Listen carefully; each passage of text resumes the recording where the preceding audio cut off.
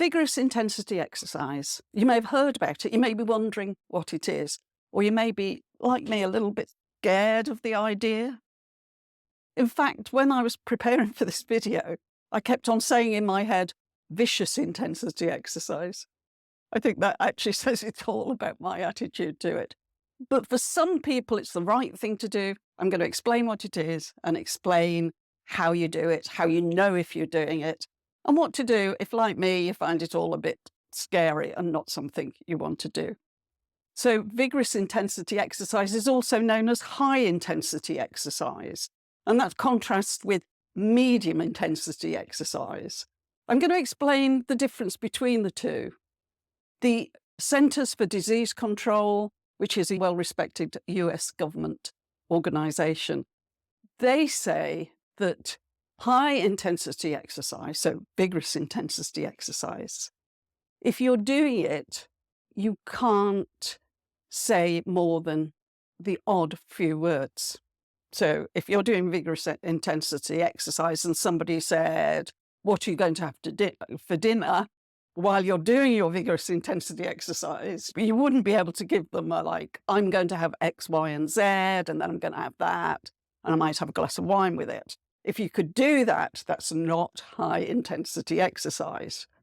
It's medium intensity exercise, because medium intensity exercise, you can actually talk while you do it. The CDC say you can talk but not sing. So that's the difference. Vigorous intensity exercise, you can't really speak, you can't hold a conversation. Medium intensity exercise, you can hold a conversation, but you couldn't sing if you wanted to. You probably don't want to. But that's really the test. So you can ask yourself, can I sing while I'm doing this? And if the answer is yes, then it's not medium intensity exercise. So it doesn't count towards that aerobic exercise we all should be doing every week. And why should we be doing aerobic exercise? Well, aerobic exercise raises your heart rate. It's really good for your heart. It helps control blood pressure. It helps you maintain your weight or even possibly lose weight. It really helps you sleep. A lot of people find that doing aerobic exercise, particularly earlier in the day, can help them sleep. There's so many benefits from doing aerobic exercise. It's really important that we do this. So I've explained the difference between vigorous or high intensity exercise and medium intensity exercise.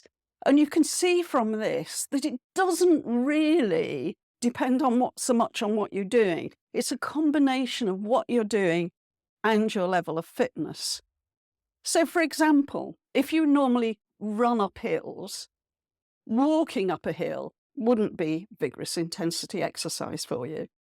On the other hand, if you're someone who really doesn't do much exercise, and while you're away on holiday, you decide you want to walk up a hill to view a monastery, or because there's supposed to be an amazing view from the top of the hill, for you, that could be vigorous exercise, because you could very easily get out of breath, not be able to talk to people. Maybe you stop halfway and to admire the view, of course, not because you need to stop and get your breath back. So can you see the difference? It's not so much what you're doing, it's how it makes you feel. It's back to that. Can you actually say some words while you're doing it? Could you hold a conversation?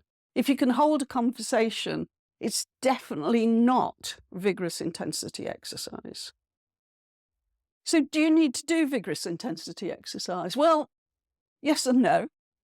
You definitely need to be thinking about doing some aerobic exercise.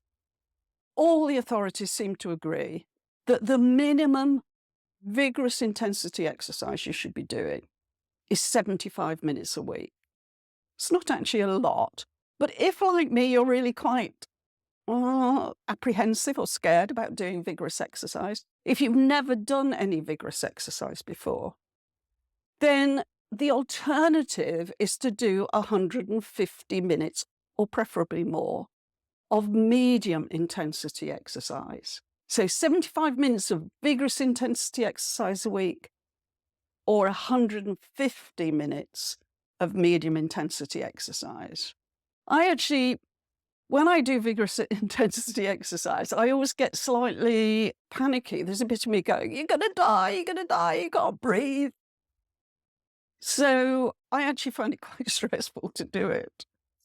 And so I tend to do medium intensity exercise where I'm thinking about, can I sing?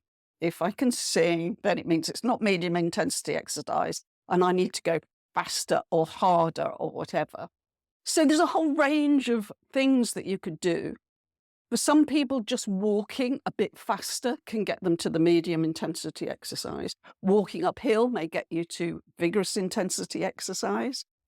If you work out regularly, train hard, then you'll need to think about doing something more challenging for you in order to.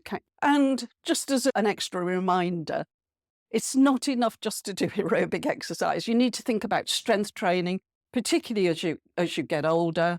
I've got a video on should women over 50 go to the gym. I'm a huge advocate of strength training as you get older. You also need to be thinking about, particularly again as you get older, you need to be thinking about flexibility, so doing things that increase your flexibility, and also things that increase your balance. All of these are really important too. But right now, let's focus on getting that aerobic exercise done. 150 minutes of medium intensity exercise. You could hold a conversation, but you couldn't sing. Or 75 minutes of high intensity exercise, vigorous exercise. That's a minimum you should be aiming for. You can do it in all sorts of different ways. You can spread it out. You can do 10 minutes every day if you wanted to. Actually, more if you're doing 150 minutes a week of medium intensity exercise, you need to do more than 10 minutes a day. So you can spread it out. You can do several times a day or 3 days a week.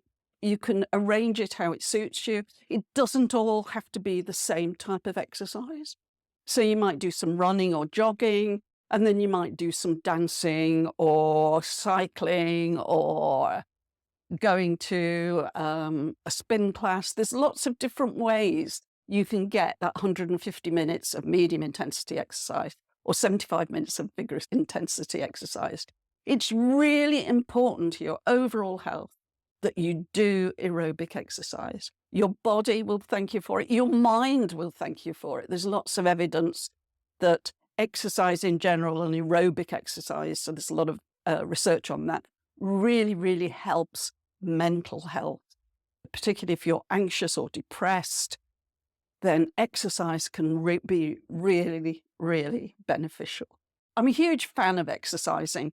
I know how it's transformed my life. I started fairly late. I hated exercise as a child. At early 20s, no, didn't do any. I learned to ride a bike in my 40s. I started going to the gym in my 60s. It's made such a difference to me, to how I feel in my body. So go and do that exercise. It doesn't have to be hard. You can enjoy it. Find something that you really enjoy and get going.